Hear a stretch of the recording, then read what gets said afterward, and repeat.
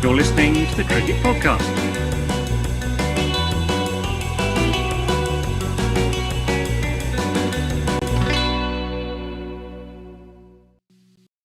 Hello everyone and welcome to the Cricket Podcast's Wednesday edition of our IPL coverage. We're reaching the business end. We've seen some teams fall to the wayside. We've seen some teams disintegrate, and we've seen one team build themselves back up, get off the canvas and keep on fighting. It's RCB. They win again. They live. Virat Kohli gets 30 off 30 balls. It doesn't matter. They win by a bunch. It's a great innings. We'll be talking about that. We'll be talking about yesterday's match, which I can't remember. Oh yeah, Punjab Kings. That was it. I mean, it's not great, is it, when you start a show? I can't remember yesterday's match. I can remember yesterday's match, but it basically condensed down into one ball in my mind. Liam Livingstone hitting a 117-metre six, which was astonishing. And we'll be talking about the Monday afternoon cricket match between Rajasthan Royals and Kolkata Knight Riders. KKR winning a tight one. Some questionable umpires' calls. Potentially for us to debate there. I'm Jack Hope. I'm joined by Ross Legg. Ross, how are you doing? It looks like you've got a light bulb on the side of your head. Oh, I'm just full of good ideas, mate. But I'll close my blinds. Oh, well, it's not wasn't a criticism. Oh, well, there we go. Yeah, I'm good otherwise, other than that, but very good. Looking forward to talk about the IPL. And yeah, mate, I've watched that Liam Livingstone six probably about 100 times. Yeah. It's ridiculous. I still don't know how he hits it as hard as he does. Like, it's not. You'd think if someone hits 117-metre six, they'll be like doing a Happy Gilmore, but it's not. It just seems like a normal shot. And Max, Rowe, Brown, we've just done guerrilla cricket. Did you enjoy the cricket today, Max? CSK losing? Well, you can't enjoy when your team lose, can you? It's not possible. But it was a decent game. I support AFC Wimbledon. Well, yeah, it's true. And how enjoyable is that to watch? It's quite funny. Yeah, I mean, when you relegate yourself because your keeper takes a free kick to himself in his own penalty area, I mean, there's style points at least. That genuinely happened. Yeah, that genuinely happened. So good, all good. Let's talk about today's cricket match. Max, what happened? Well, yes, the two or four mentioned teams, CSK and RCB. RCB. They batted first and got off to a pretty blistering start. No thanks to man of the moment Virat Kohli and his 30 off 33 balls.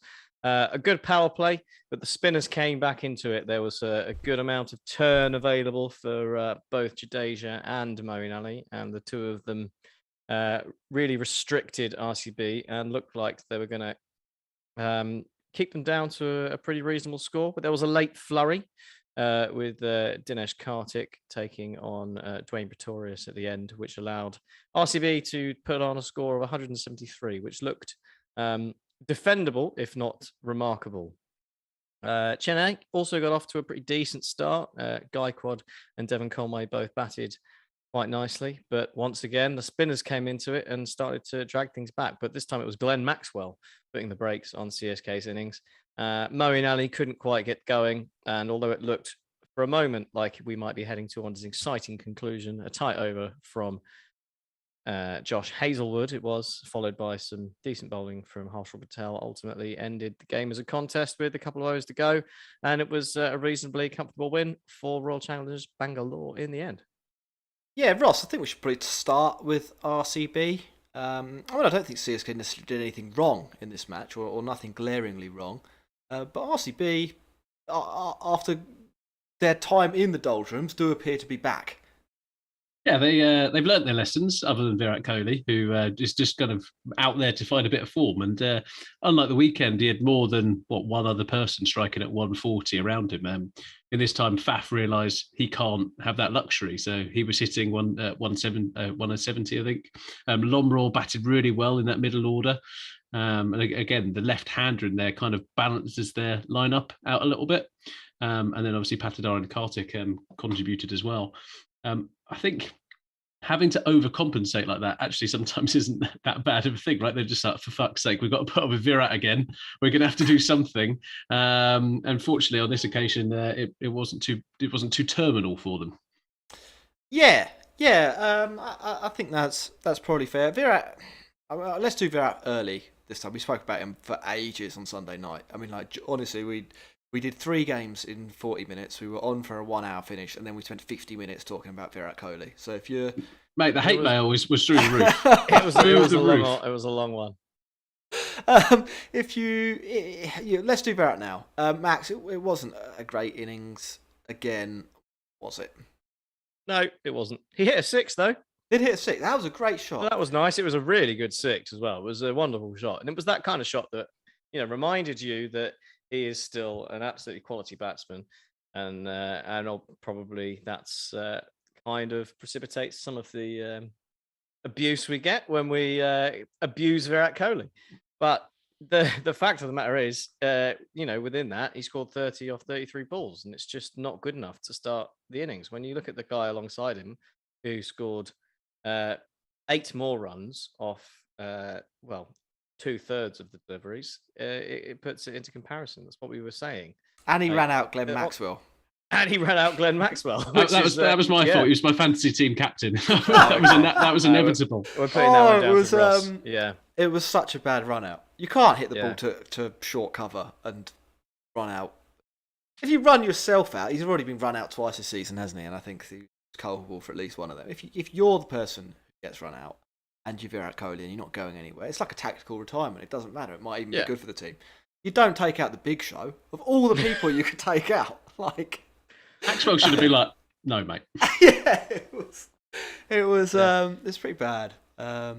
What I liked, what I thought about RCB, and it's pointing at something pretty obvious, I think, but we did see the benefit of the way they put their team together come to the fore again in this match. So if you take sort of Virat out of it and we ignore him, everybody else they bat way down the order, and everyone else in the order is prepared to play shots and isn't too worried about losing their wicket and take on boundary fielders, so on. So even though it's sort of a little bit bitty, there's no massive partnership, is there, after Virat and Faf are broken up? Wickets are falling pretty regularly. Got a good contribution, as you said, from Lomro Ross.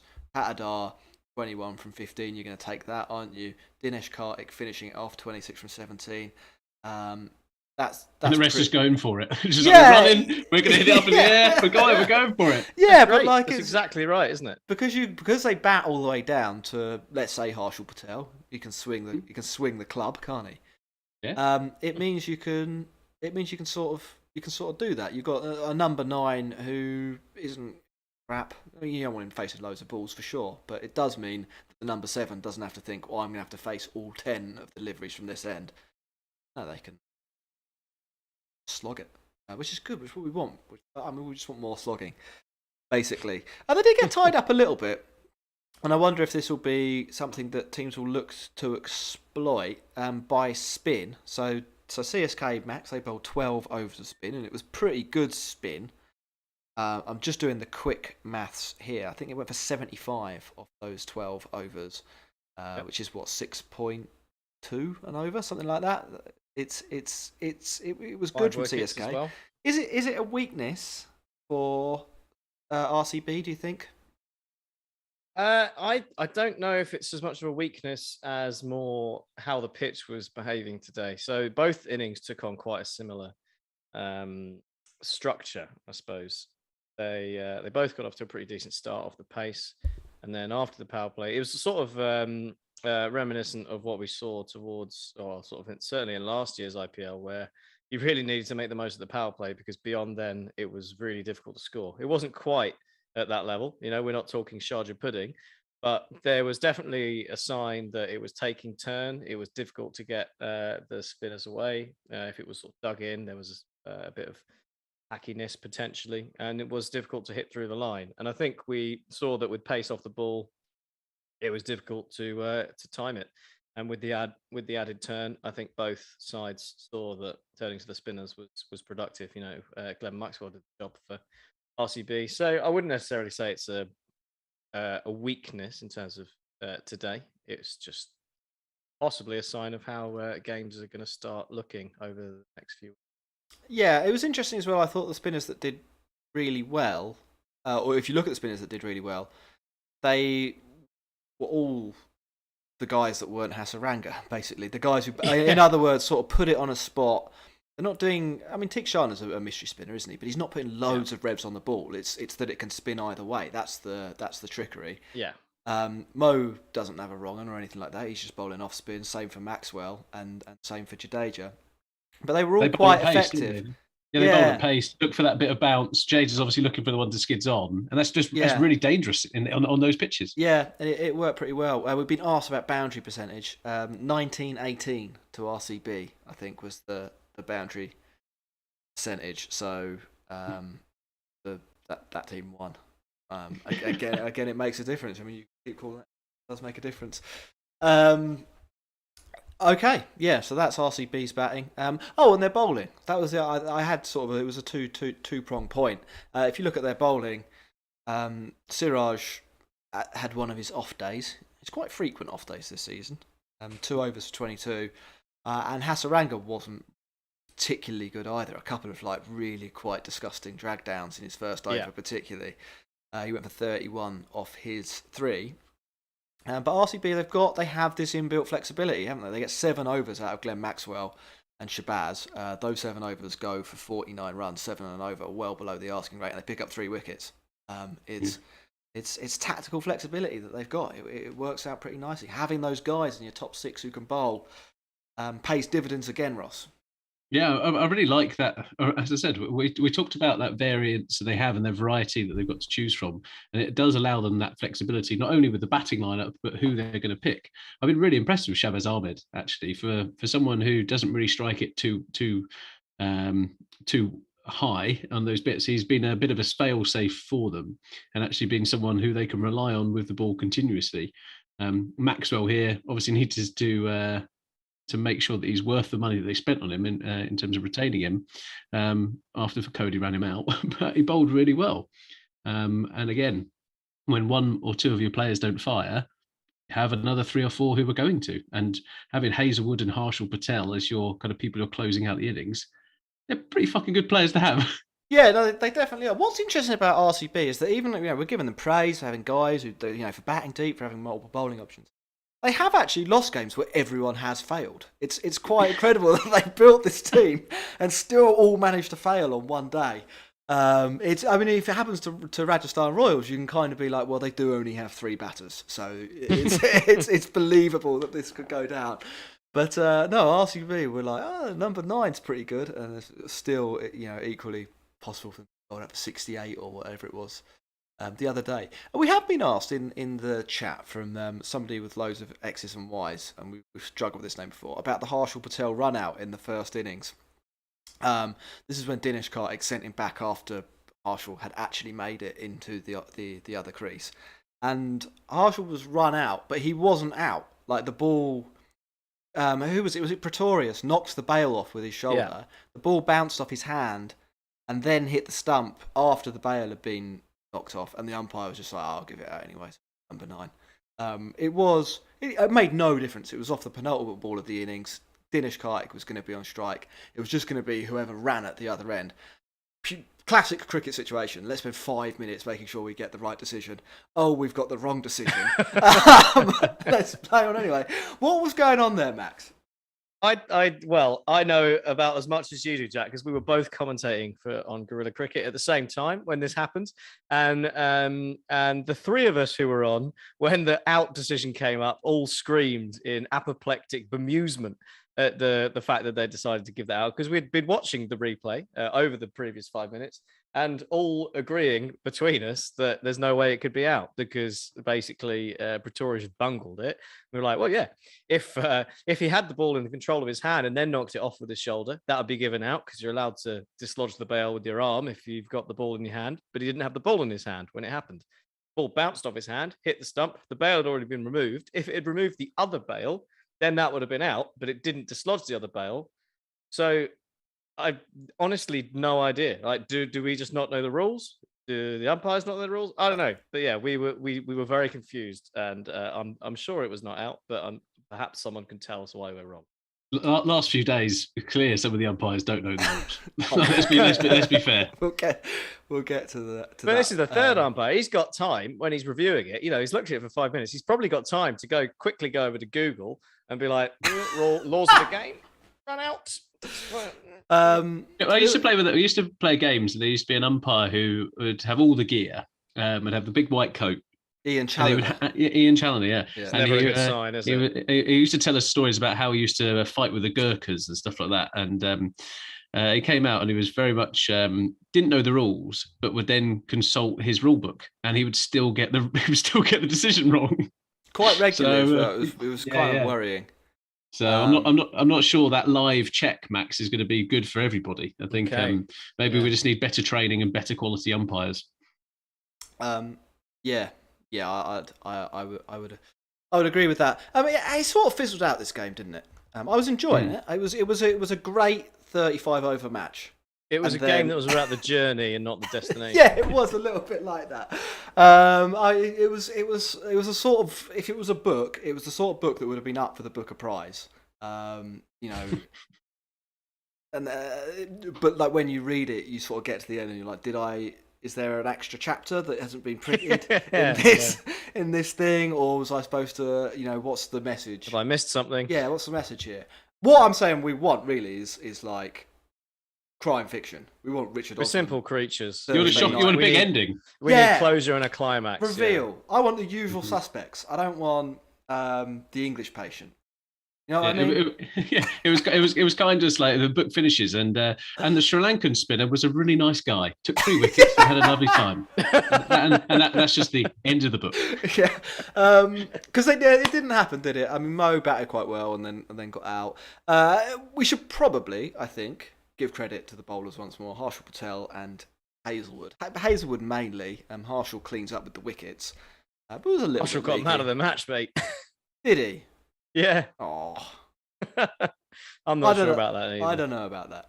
I don't know. It was a bit of a tough. It's a very difficult one to give a man of the match. I think both sides were quite evenly spread on their contributors. But you say Hazelwood was given man of the match? No. Harshal Patel. Harshal Patel. Oh right, fine. Yeah, that's good. I thought for a second the person who's in second, Swami, was going to catch me. In Fantasy League. Oh, is that what? Is that? Yeah. I mean, we're not interested in that anymore, mate. You get some odd calls. We've thrown in the towel a long time ago. Yeah, we were talking about this. Me and Max, we've just forgot once, and then we were like, "That's it, season over." It's okay. So Harshal Patel wins man of the match. His last over wasn't great, but I suppose it didn't matter. I thought at least 2, maybe 3 of the other bowlers out bowled him on RCB side alone. Let's not even talk about Teague-Sharna. But whatever. They were quite good though. Is the point I was getting at. Josh Hazelwood, 4 overs, 19 for 1, bowls 2 overs at the death. Yeah, please, I'll have a bit of that. Yeah. I think the thing for me about RCB, and it's like what you were just saying about how they bat down to 9. You look at a lot of teams in the IPL this year, and there's a target. There's an obvious target for runs, and especially with Glenn Maxwell having bowled as well as he did today and getting those out of the way, you turned around and you're like, well, what was it they needed? It had approached just around 2 a ball, 12 and over, with the last 3-4 overs to go. There's no obvious person that you're going to try and take 20 off an over off. You got Josh Hazelwood, who bowled well. Like Harshal Patel is a death bowler. That's his bread and butter. So they're a difficult side to score runs off. I think RCB they've got a lot of bases covered. Yeah. Sorry, I was timing someone out in the chat for being naughty. So I didn't actually listen to the last 10 seconds of that. I heard all bases covered. That's the theme of RCB today, I think. There's also the Virat Kohli tax you've got to pay. Yeah. Not only is it 1.7, was it 17 crore, 1.7 million quid to retain him, you then also have to carry his water just so he has a slight chance of getting in the India team in a justifiable selection. At the moment, he should be nowhere near, and as you covered on the previous podcast, he took some catches. Oh, brilliant! A sub came on and took 2 catches. Same effect. He also so Virat Kohli subbed for India at the World Cup. That's what we're saying. He also they used Jadeja. That was still unbelievable. They were just like, no, we're not just going to field the worst fielder. Jadeja's going to not play, but he's going to play every single game in the field. That was mad as well. Should have just played him. Did you see the Kohli run-out appeal? I did not know. Oh, this was vintage Kohli. It won't be on any highlights packages. There's like a throw in from the deep that hits the stumps. Kohli is watching the ball come in. He's the fielder who's gone to the stumps. And it hits the stumps. He goes absolutely ballistic. He's jumping up and down. How's that? Go upstairs. Behind him, the I think it's Devon Conway. It's like a yard past the stumps. He's so in. It's ludicrous. It was a celeb appeal. Yeah, it was a celeb appeal. And Kohli's like, he didn't have his bat down. It's like, how could you possibly know that? You were looking literally 180 degrees in the wrong direction. It was vintage Kohli. I mean, I'm missing Kohli as captain because we don't see enough of him. I was sort of saying on air, like, he is a mythic character in cricket, isn't he? Like, he is the most intense player. He's the most famous player. He's, one of, if not the greatest all-round batter of his generation. Maybe not anymore in T20 cricket, but he's had his moments, yeah? And it is a bit sad, isn't it? Having to do this show every week and be like, 30 off 33, that wasn't very good. And it's not even fun anymore. Like, it's...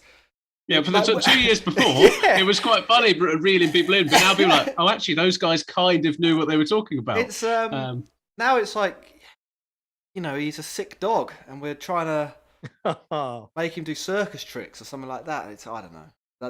That's not a thing you do with. Yeah, I mean, it sounds like it's a bit strange there, Jack. Well, I think the only other bit to finish off this bit is that there was a Kiwi who did well. So Devon Conway, back-to-back games now. Yeah. Actually, his contribution's been really positive. He's dragging the Kiwis back into contention for not being the worst nation at the IPL. Oh, so, can we quickly rate nations then? So Sri Lanka, I think, are right up there as one of the best. Oh, are we including or not including India? No, India are out. India are out. Okay. Yeah. Otherwise, they'd win, wouldn't they? Because they've got Twatia. Obviously. Yeah, okay, so we've got. I'm going to throw out Sri Lanka as up the top. They're out there. Rajapaksa, Kamira, Thiksana. England. It's a bit bad. Mixed bag. Very middling. They have Livingstone and Butler, who are maybe the two best batters. We do. We also have Bairstow's been one of the worst batters. Yeah, Simon Mills has been pretty bad. Moeen not been great. No. Yeah. So that's that probably middling equals out. David Willey played for a bit and got. He was okay. David Willey. Yeah, David Willey. He did very funny. Okay, let's go. Let's go South Africa next. Dewald Brevis. Okay. Uncertain. Rassie van der Dussen. Not good. No. Norkia. Disaster. Pretorius. All right. Decent. Reasonable. Yeah. I'd say he's net positive. Okay. Yeah. Mm-hmm. Do they have any others? I don't Miller? think so. Yeah, David Miller's been good. David Miller's been good. Miller has been good. Yeah. Okay, so they're slightly above England. They're above England. Rabada. Oh, okay. Yeah, with Rabada they go above England. Yeah. Butler's not only carrying England's hopes there, he's doing a lot of heavy lifting there. So Kiwis, we're saying it's pretty bad overall. Yeah. Kane Williamson, terrible. Yeah. Jimmy Neesham's been bad when he's played. Devon Conway's been okay. Daryl Mitchell's abysmal. Yeah. Adam Milne got injured in the first time he played. That wasn't good. Bolt hasn't had a glorious year. But he's been good. I think he's been okay. He's been all right. He's been an important cog in that team. Okay, they're at the bottom, I think. West Indies. Yeah, so I think Bravo. West Indies. Bravo's good. Rodman Powell was a disaster, and now we're sort of thinking, what happens if that was given as a no ball? And Narayan, you always forget Narayan, don't you? And Hetmeyer's been really good. It's been Curran's had a bit of a renaissance. Oh, mate, he's not average 7, so that's a good. On the other hand, O'Dear Smith, Dre Russ, O'Dear Smith, Pollard has been terrible. Yeah, Dre Russ is good, pretty good though. They're doing all right. Yeah, so I think they're above England. They've got more good than bad. Alzari Joseph's been good. Okay, well that was a fun diversion. Afghanistan, Rashid Khan. They've only got one guy. He did that game, so he's up there. So we're saying Kiwis bottom, England second bottom. Yeah, probably. South Africa just above England. West Indies, Sri Lanka, the other one. Australia. Afghanistan. We haven't got done Australia. We should do Australia. Where are they coming? So Mitch Marsh has been Mitch Marsh, exactly what you kind of expect. David Warner's been good. Yeah. Yeah. Hazelwood's been good. Hazelwood's been really good. Cummins hasn't been great, but he did do that thing. He did do the best thing that Which probably was- happened this IPL. That was a thing. Yeah. But he also went for 50 3 games in a row. That's Yeah. not very good. I mean, he's been dropped. Yeah. No, he's got a niggle. We forgot Tim Southey and we forgot Sam Billings, who are kind of those. But again, doesn't really make any difference. To this kind of Southey's stuff. probably I wouldn't be just about net surprised. positive, and Billings is average. Finch. I wouldn't be surprised if at least one of Billings or Southey has been accidentally left behind by that team coach on the way to a game one. we know that Billings has missed a couple of matches in mysterious circumstances. Maybe he was just a minute late down from the lifts. You know, he let a pensioner go in the first one. Got the second lift. It was like, lads. Yeah. Anyway, there we go. That was fun. Enjoyed Yeah, that. that was fun. Maybe we should just rank people instead of That could have been a Patreon show. Where are the Pakistan players? Patreon show. Good point. Oh, Bangladesh. The Fizz representing. Yeah. He's been good. So, There's a couple of decent one-man bands, and Tim David, Singapore, Yeah, Singapore. obviously as well. That was good. Messages for people. Let's do them quickly. If you're watching on YouTube, hit like and subscribe in either order. Doesn't matter. And there's a bell. You need to click that bell. We were on a pretty good streak of getting over 100 likes a video for like 2 months. Wow. This is a live stream, and we haven't pumped it too hard. You have to go some to get up there. Only on 20. 20 likes. Whoa. Yeah. It's a bit slow. It's a Kohli-esque start to our innings. I'm hoping we can get up to 100. Patreon, Ross. What's Patreon? Yeah. That is access to our Discord channel, which we've had, 3 new Patreons come in this week. Let's give a bit of a shout out to them. So we've got Roz. Welcome, Roz. We've got AB. Is that AB de Villiers? Don't know, but welcome, AB. And also Ragav. So welcome to the Patreon and welcome to the Discord. It's made the IPL really enjoyable to follow, or even more enjoyable to follow. So if you're interested in joining that, access to every single ball of IPL data, so you can be a bowling analyst like Dan Weston, and then also some other great stuff on there, which is go to Patreon/The Cricket Podcast. Yeah, I think at least one of those levels we're supposed to credit people. So I'm just going to read out everybody that signed up, and then we'll make more of an effort to do that in the future. Last 10 people to sign up. So this is over the last 3 weeks. Ros Elwood, thank you. AB, thank you. Ragav Podar, thank you. Ankit Mishra, thank you. Alexander Baustridge, thank you. Vikram Rangachari, thank you. Raj Royals, thank you. Amadeep Singh Romy, thank you. Jordan, thank you. And Ramya Madhavan, thank you. Is that all of the Raj Royals? I don't know. I mean, what is a Raj Royal? Rajasthan. Yeah. I didn't think that one through, did I? And it's on the screen if you're on YouTube. Serious Cricket, 10% off equipment if you use the code TCP22. Yeah, I used my gloves this weekend to use your new shoes. Yeah, They're I good. got a wicket. Ross got 15 runs in 56 balls. I also got 142 runs across the weekend wearing them, but we'll focus on the bit. I didn't see those. I wasn't there for those, and I believe they happened. Just in case you didn't catch that, 1-5, 15 runs, 56 balls, Ross. Yeah, I also got. And he's got the cheek to talk about Kohli batting slowly. I also got a 27 ball 53 not out, and then a 90 ball 74. Yeah. Right, let's talk about yesterday's cricket. The Punjab Kings. Oh, sorry, Ross. What do you want? I was just going to say I got a bowled a wicket maiden. Oh, you bowled 2 maidens and a wicket maiden. So it was very impressive. Yeah, you were brought on to increase the economy rate. Yeah, we had to take him off because he was too good. There we go. Well, we diverge. Shall I do an overview of the Punjab Kings game? Yeah, do it. So Ahmedabad boys won the toss and for some reason decided to bat first. Punjab Kings, as we know, are pretty much built to chase, and the Tawatia factor of the Ahmedabad boys needs to be considered into everything. But maybe they decided to challenge themselves, but ultimately fell short of the ask. Thanks to a somewhat spirited performance from the Comedy Kings, Rabada and Livingstone doing doing it with the ball. A bit of a sprinkling of Rishi Darwan magic in there with a fantastic run out.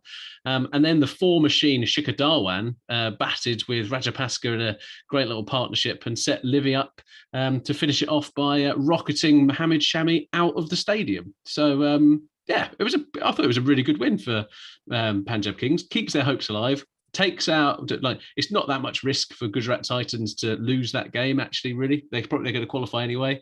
A solid win from Dan Weston's boys. As we all well know, Dan makes all of the decisions. Gujarat Titans. Gujarat Titans? Sorry, they're on the list of there. I've got the table up, so I've just read the first name that I saw, Punjab Kings. I don't know, maybe he's a sleeper agent. They're 5 from 5 now. The way the table is condensed, they're properly in it, aren't they? You know, a loss for Sunrisers in their next match, and they're even points. Rajasthan Royals lost 2 on the bounce. Things are starting to look a little bit shaky there. I can't see Butler dominating the second half of the tournament the way he's dominated the first, with the pitches changing and getting a little bit slower and lower. That could be dicey. RCB, well, they're RCB. They're looking good now. But they just lost 3 matches in a row. So, yeah, there's plenty going on. In this match, there was less going on overall, wasn't there? In the first innings, everyone sort of sat around waiting to see if Tawatia would do a Tawatia, and he didn't. And then it was sort of... Sometimes in cricket, you wait a long time for a thing and it doesn't happen, and you're like, fucking 2 hours of my life. It was sort of that vibe, but he can't do it every day, can he? So this is the kind of performance I thought we were going to get more often from Gujarat Titans with the bat. When I was looking at the team sheet or the squads before the tournament, I was like, Matthew Wade, Riddman Saha, Shubman Gill. Sai Sundararajan wasn't even in my recollection for being in that team, and he's come out with the top score, but was a ball eater.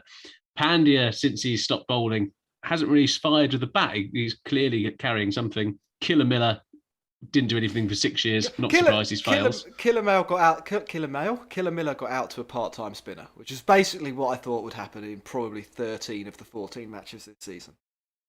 Fair play to him. He has.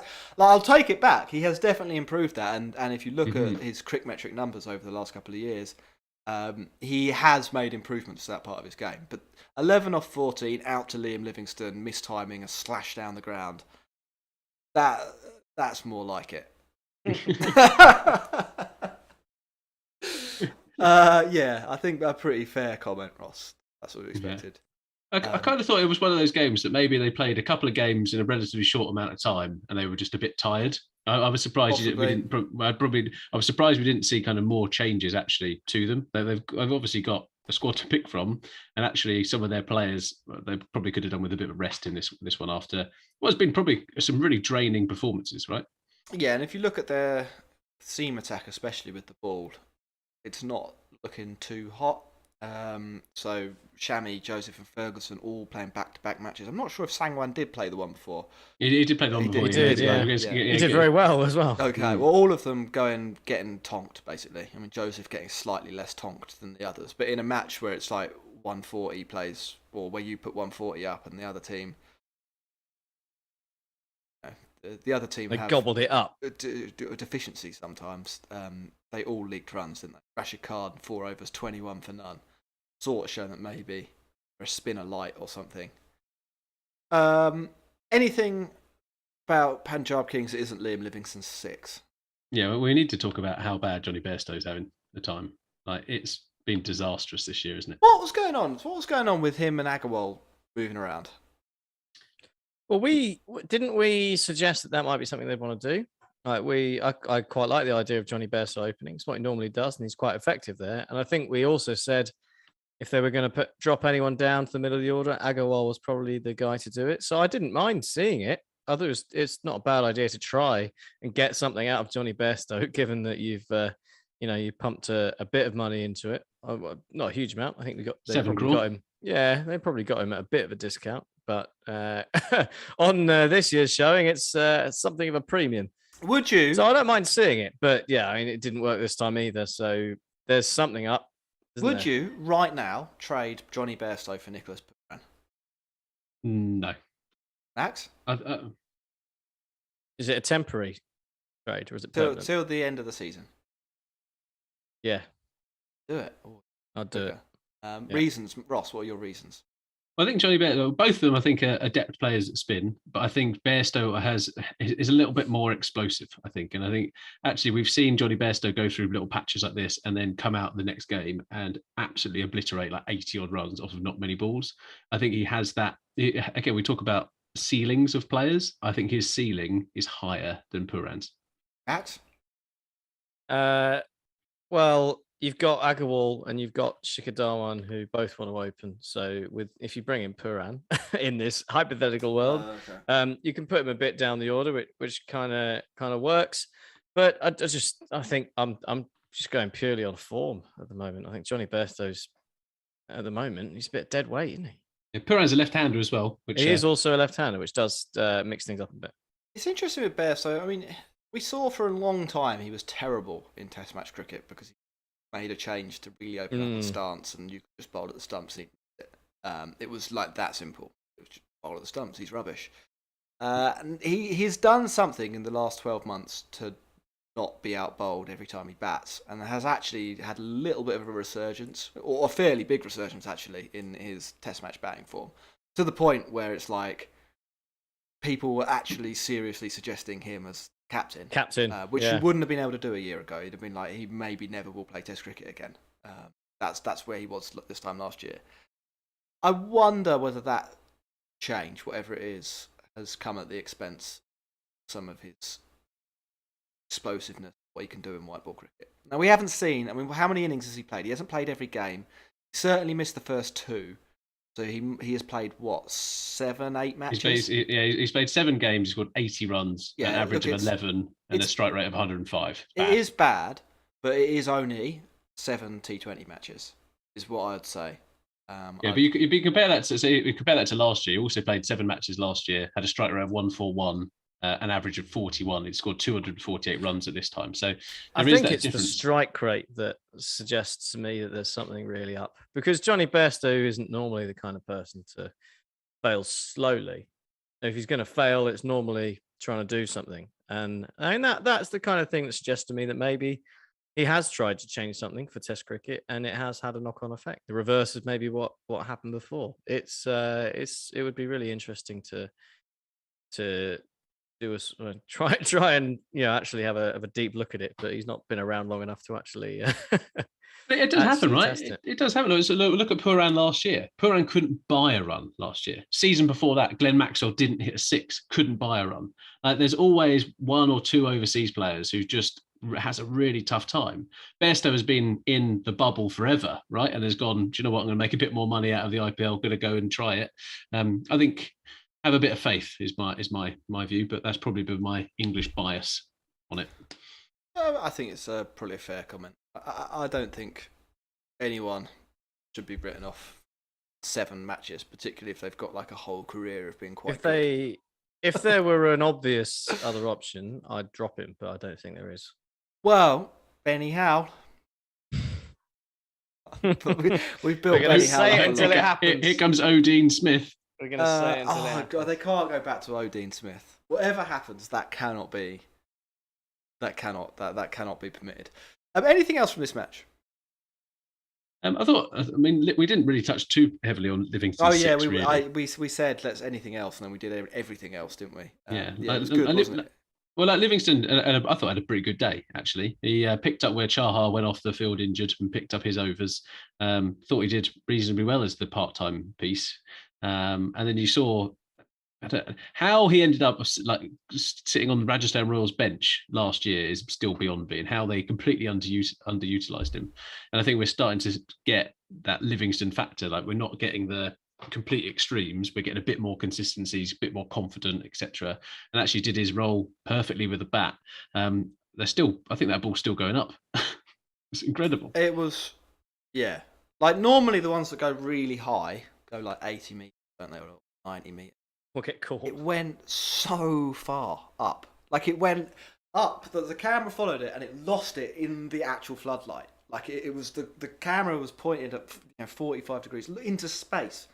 I thought we were watching a Brian Cox show at one point, and then the ball sort of plummets down. He sort of catches it on the way back down. Still don't really know where it landed. Like the camera person was just like, well, it's vaguely over there.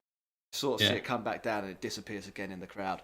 The old merchandise stand man has been battered with a ball when it's going to come out of the stadium. It wasn't really clear if it hit the roof and came down off the roof or sort of what was happening. But like, and then they were like, yeah, that went 117 meters. It was like, yeah, right, well, I bet you got that spot on.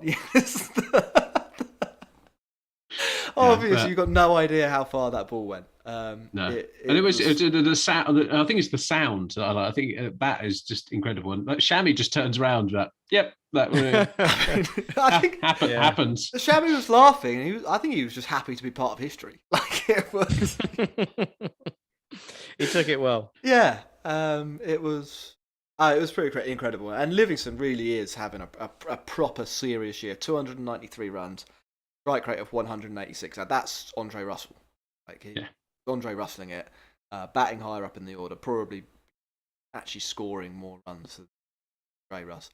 Bowling still, 14 overs, economy of 10.29. You'd want to see that come down. Not particularly good, is it? You want to see that come down. It did in this match. I think maybe in the second half of the tournament it will a little bit. He has bowled not that well. I think he's probably better than that. He's never going to be super economical. He's actually, for a part-timer, he's actually a bit more of a wicket-taking type of bowler, isn't he? Off-spin, leg-spin type stuff. Yeah, he's the sort of guy you bring on. You think 1 for 12, 1 for 14, I'll take that. Yeah, but the economy's probably got to be down below 9 before he's reached his potential there. But batting-wise, I mean, he can back up now and say he's had a pretty good year. Yeah, I mean, all the people being like, "Oh, Livingstone's not good. He's absolutely rubbish." He's demonstrated he can do it in the IPL now, which is absolutely fantastic. And I think as Punjab Kings philosophy that settles in and they understand their roles more, understand their approach more, he's obviously going to be a linchpin for that team. Can they do it? Can they come back? I genuinely think the IPL is brilliant this year. Absolutely brilliant. Everyone is in the mixer. Everyone. And I genuinely don't know what team turns up half the time because, like RCB, you're just like going to be a really well balanced, varied lineup, going to be really good. Nope, there's a bunch of kids who've started to come up against CSK or whatever it might be, and it's I think it's great for the spectator. But yeah, I don't know if I'm a betting man. I'm not sure I'm betting on Punjab Kings to get there. Max, are you taking the Kings? Kings or RCB? They're probably could well come down to those two. It could do. I mean, they're the two with the worst run rates as well in the mix. So that's going to be interesting. Ross has did. He knows how to come back. Yeah. So Punjab Kings, I can't back them over RCB. I don't think. I'd like to, but I just feel I've said it before. I like that RCB have got more of the bases covered, and I think they're probably a more reliable bet. Yeah, it's really nice how it's shaping up. That there's basically now as Rajasthan Royals as well, having lost those couple of games, we're looking at 6 teams into 2 places, pretty much. Yeah, and RCB have also got that win in the bank, haven't they? 6 and 5 record instead of 5 points and 5. On the board. Yeah, it is points on the board. Where do you stand? RCB, I think, a much better chance. I think they're a better team. I think they've got more points. The net run rate's a bit of a problem, but I expect that they'll probably catch that up. Hello, Ross. Welcome back. Sorry about that. My internet just dropped out. So okay, sorry. Well, you're here now. So that's what I think. Let's move on to the final game. This Monday night contest between the Kolkata Knight Riders and the Rajasthan Royals. The double R's v the double KRs. The double K triple R derby. The Denny Morrison derby. The double R's. The double KRs. Who would like to summarise this? All Maxes. In the voice of Danny Morrison. In the voice of Danny Morrison. If only we had a man called Daniel Norcross here to do it better than me. I can do stints, but I can't do the whole thing. I do apologise. Rajasthan Royals They batted first, and Joss Buttler absolutely stank the place out. 22 off 25. I mean, fair's fair. We have a go at Virat Kohli for batting and losing the game for his team. He does it more often than Joss Buttler, but on this occasion, Joss Buttler did it, and he probably cost his team the game. It was a pretty torturous innings from him. Sanju Samson scored a 50, but not particularly quickly.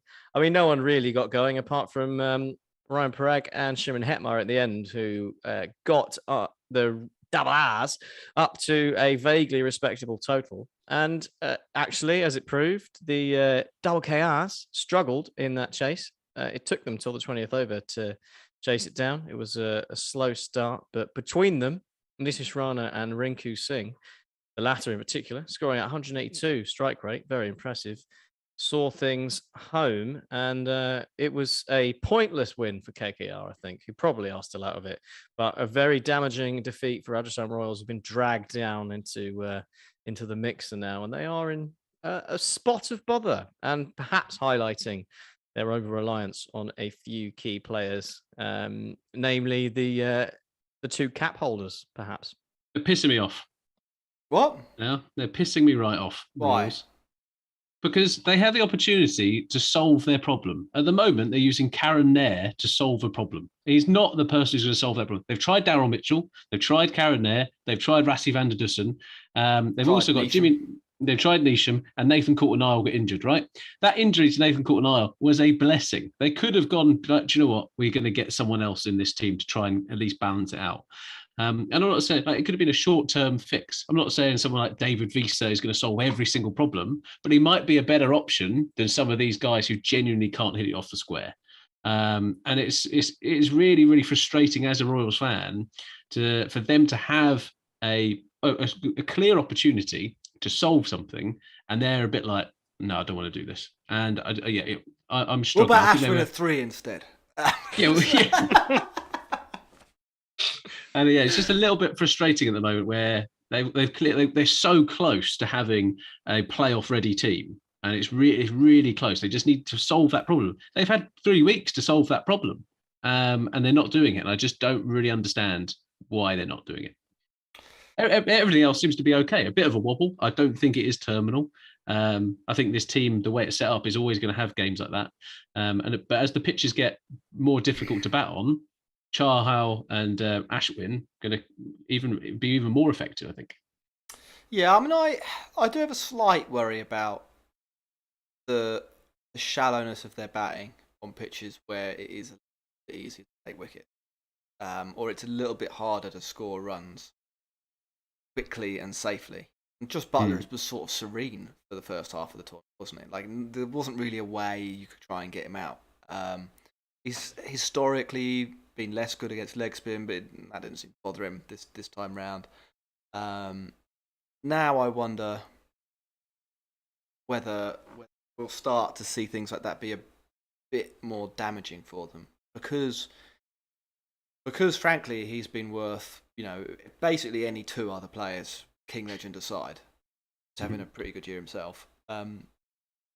It's masked some of the. They started the season with Jaiswal and Padikal batting in like a bat off to see who would stay in the side. Jaiswal did nothing, so Padikal's kept his place. What's Padikal got? 150 maybe. No, I think Padikal's been okay. I think he's been. I don't think he's. Yeah, I think Padikal's actually been okay. I want to check the numbers on that. Can someone check the numbers on that? I think he's been okay. But the general point is that a week ago we were saying maybe it's a viable strategy to have just 2 or 3 really good batters that people are struggling to get out because the bowling's a little bit. Yeah.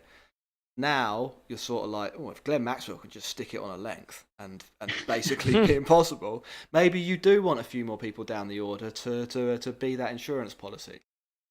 Fortunately for them, they're quite a long way ahead of the game, aren't they? What, they got 6 wins? 2 more wins might get them to the playoffs. 3 more wins definitely gets them to the playoffs. So still, if I'm a Rajasthan fan, I'm still thinking I'm all right here. But I'd be a bit worried. Padikal averages 21, strike rate of 123. Oh, I take it back then. Shit. I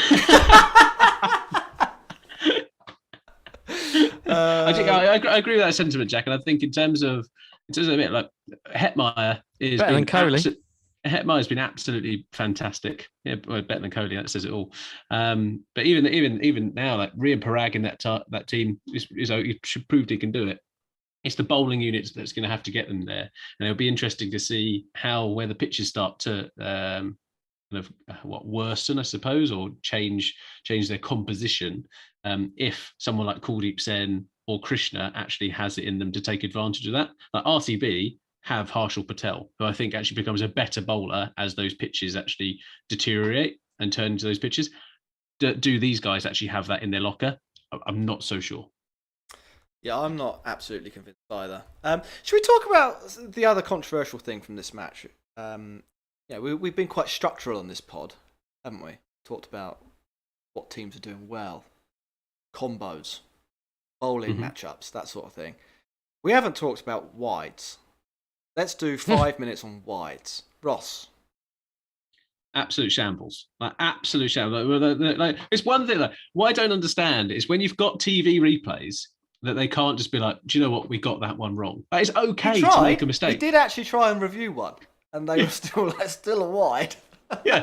Samson literally reviewed one, and what I don't really like, it has to be consistency, and it comes back to we've covered it in some of the test matches using DRS.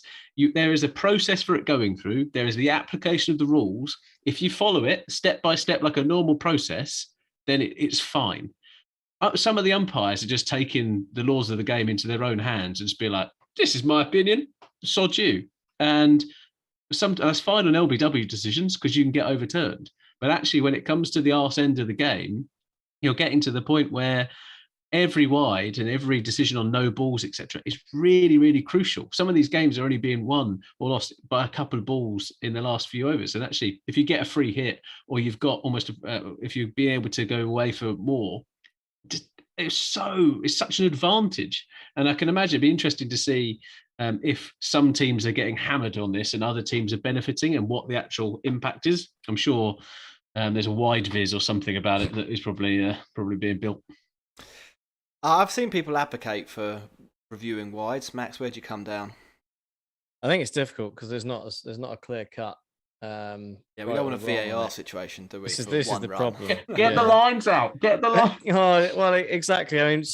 Front foot no balls, it's easy enough to do because there's a literal line that someone oversteps. But with wides, when you've got the batsman moving around, you're like, okay, so how far does the ball have to be outside of their eye line? Like, what's the rule we're following? And I think either there needs to be a bit more. Either you can challenge it, or they will be there forever. With maybe more clearer guidance about what constitutes a wide when the batsman's moving around in his crease. But I think it's a thing that I've seen quite a lot in 2020 cricket over the last few years, which is umpires seem to be quite immovable, I suppose, in terms of giving a wide if the ball's outside the line, even if the batsman's taken 2 yards step outside the line of off stump. I think there was one, wasn't there? And was it off Prashi Krishna, where basically the ball went through under the batsman's eye line because it stepped so far outside off stump, and he gave it a wide because it was, close to the edge of the cut strip. But it was like the guy could have just swung through it, and he's followed him. That can't be a wide. The point of a wide is that it's too wide to be hit. If it's under your eyes, it's not a wide. Madness. I'm generally against anything that makes a game longer, and I think people should just live with mistakes that umpires make a little bit. It was quite egregious in this match, though, and I do think I have a bit more sympathy for it in like the last 3 overs of the innings. So if you were going to do this, maybe some sort of limit there, or it has to count as one of your reviews or something like that. The fact is, though, in the last few overs of a game, a dot ball for the bowling side is worth 0 runs. Calling a wide, which isn't worth a wide, is worth 1 run plus an extra ball. And in the last 3 overs of a match, the extra ball's on average worth 2 runs. People strike at 200, so you're basically giving the batting side 3 instead of 0, and that is a big swing. It's a huge swing. And if you talk about the time, if you're wrong, and I think he was wrong potentially 3 times in the last 3 overs of that match. That's 10. That's a huge amount of runs to effectively gift to the double KRs there. It completely changes the complexion of the match. Now I know KKR are only 3 wickets down. It probably doesn't. Yeah, it could be in a game that it really does make a difference in, and and they're the issues. I do think with that timepiece, the umpires are more than happy to spend nearly 20 minutes figuring out if his fingers are underneath the ball, or has it hit the Toblerone, or has it just bounced before, all that kind of stuff. Like, there's still impact on the game. Or Dwayne Pretorius today, and the It's not, I agree. I think there should be like a time limit on decisions. It's almost like you've got 20 seconds. If you can, if it's clear that you can overturn it in that time, then do it. If you run out of time, sorry lads, like it's inconclusive. That'd be my view. Yeah, but maybe we do need it. Then we have to work out like what a wide is again. Bollocks. Yeah. So I mean, the standard of umpiring has almost been as bad as the standard of fielding in the tournament this year. But it makes for drama, and that's what IPL is. It's an entertainment show. It's not a sports show. No, it's a sports show. Is it a sports show or is it? It's a soap opera. It's sports entertainment. It's sports entertainment. It's IPL enders. That's what it is. Yeah. All right. Just looking at anything else from this match that we need to talk about, probably really anything. Do you want to talk about the world's best game, was it? Do you want to talk about the next three? I mean, Nitish Rana, Rinku Singh, well batted. Yeah, they did well. They weren't the best innings in the world, but someone did need to do that. Rinku Singh's been all right, hasn't he, since he's come into the side? Been quite impressed with him. Yes, I quite liked him, yeah. 2 games in the next 2 days. Delhi Capitals v SRH. Max, talk to me. Huge. That is big for both sides, isn't it? They've both got that game in hand. If Sunrisers win it, they're in a really good position. If Delhi don't win it, they're slightly struggling. So what we want is a Delhi win, and it really, really compresses them. Mm-hmm. I've got a feeling Sunrisers are going to turning things around off their run of 3 defeats. Well, what will probably happen is they'll win the toss, stick Delhi in, keep Delhi to 160, and then tediously chase it down in probably about 18 overs, with Aidan Markram hitting a couple of sixes off the last 2 balls to make it look a bit better than it was. That seems to be what happens, doesn't it? That's the MO for Sunrisers. I can see it happening. It's at the Bradbourne though, and I think that actually benefits. I think that benefits the batting side. Delhi. I think so. Actually, I think that benefits Delhi more.